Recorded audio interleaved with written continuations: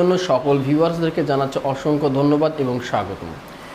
তোমরা যারা এই বছর উচ্চ মাধ্যমিক পাশ করেছো এবং কলেজে ভর্তি হতে চাইছো, তোমাদের জন্য রয়েছে একটি এক্সক্লুসিভ গুরুত্বপূর্ণ আপডেট। যে আপডেটটি তুমি যদি আমার এই ভিডিওটা পুরোপুরি না দেখো তবে কিন্তু মিস করে যাবে। আমরা এখানে দুটো বিষয় নিয়ে কথা বলবো। এক নম্বর বিষয় হচ্ছে কলেজে ভর্তি কবে থেকে শুরু হবে এবং কলেজে ভর্তি প্রক্রিয়া এত দেরি হচ্ছে কেন, এবং আমাদের দুই নম্বর বিষয় হচ্ছে কলেজে কবে থেকে ক্লাস শুরু হবে এবং কম নম্বর পেয়ে তুমি কি করে অনার্স কি করে নেবে। ঠিক আছে, এই হচ্ছে আমাদের খুবই গুরুত্বপূর্ণ দুটো বিষয়। তাই বলবো ভিডিওটা প্রথম থেকে শেষ পর্যন্ত দেখবে, স্কিপ করবে না। প্রতিটা কথা খুবই গুরুত্বপূর্ণ।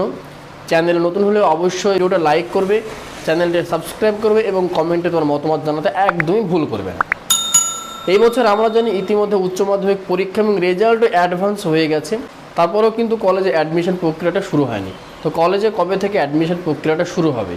আমরা অনেক দিন আগে রেজাল্ট পেয়ে গেছি, তারপরেও কিন্তু কলেজে ভর্তি হতে পারছি না। তোমাদের ভর্তি প্রক্রিয়া কি মে মাসে শুরু হবে নাকি জুলাই মাসে হবে? তো তোমাদের যে ভর্তি প্রক্রিয়াটা সেটা বর্তমানে যে মে মাস চলছে, এই মে মাসে কিন্তু কোনোভাবেই তোমাদের ভর্তি প্রক্রিয়াটা মনে হচ্ছে না আর শুরু হবে।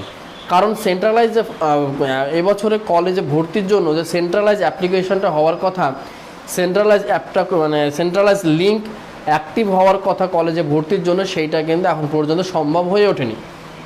কেননা সমগ্র ভারত জুড়ে কিন্তু ভোট পর্ব চলছে, সেই ভোটের কারণেই বিভিন্ন কলেজগুলো সেন্ট্রালাইজ লিঙ্কের আন্ডারে আসতে পারছে না এবং সেন্ট্রালাইজ ফর্ম ফিল আপ এখন পর্যন্ত শুরু হচ্ছে না। তবে বিভিন্ন কলেজে ভর্তির জন্য বিভিন্ন রকম ক্রাইটেরিয়া হবে, তোমরা সেগুলো এই সমস্ত বিষয় নিয়ে আমরা পরে আলোচনা করে দেবো।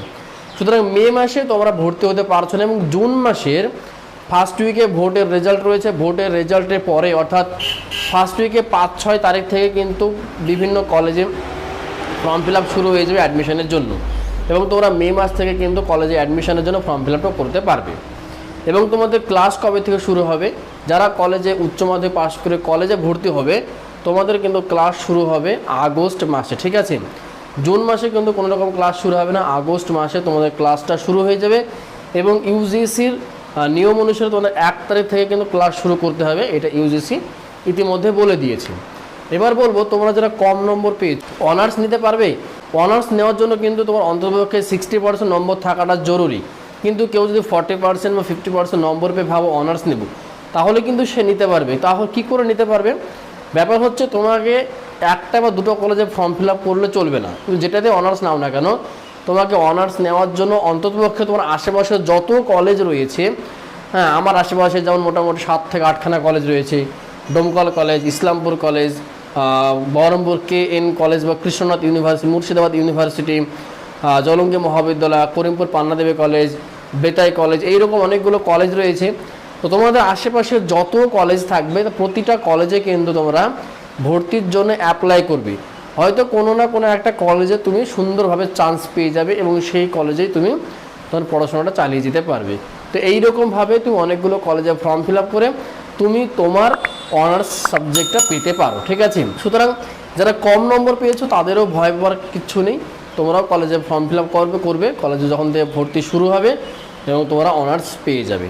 তো এই ছিল আমাদের ভিডিওটার মূল আলোচ্য বিষয়। তোমাদেরকে বলবো ভিডিওটা যদি তোমার কাছে ইনফরমেটিভ এবং হেল্পফুল বলে মনে হয় তাহলে অবশ্যই ভিডিওটা একটু লাইক করে দিও, কমেন্টে তোমার মতামত অবশ্যই জানিও এবং চ্যানেলে নতুন হলে অবশ্যই চ্যানেলটি সাবস্ক্রাইব করে দিও। তো ভিডিওটা শেষ পর্যন্ত দেখার জন্য তোমাদেরকে জানাচ্ছি অসংখ্য ধন্যবাদ। থ্যাংক ইউ সকলকে, থ্যাংক ইউ সো মাচ।